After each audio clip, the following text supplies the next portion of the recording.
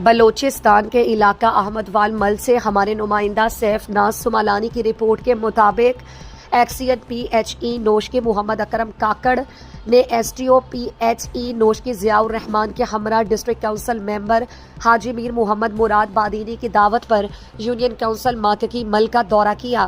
M P اے نوش کی حاجی میر غلام دستگیر بادینی کے فنڈ سے جاری کلی سخی عبد الرحمان رحمان زئی سولر آبنوشی اسکیم اور کلی علی محمد اور اختر محمد سولر آبنوشی اسکیم کے جاری کام کا معائنہ کیا۔ اس موقع پر ایکسین پی ایچ ای نوش کے محمد اکرم کاکڑ کا کہنا تھا کہ عوامی اسکیمات پر کوئی سمجھوتا نہیں ہوگا۔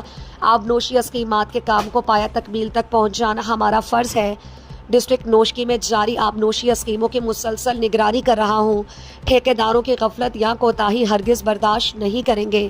اس موقع پر S T O P H E Noshki Zia ul-Rahman, district council member Haji Mir Muhammad Murad Badini, Haji Ghulam Nabi Badini, ٹھیکیدار سعید بلوچ، کوچ عزیز بادینی، اختر محمد بادینی، سخی عبد الرحمان بادینی، شہ مرید بادینی اور دیگر موجود تھے۔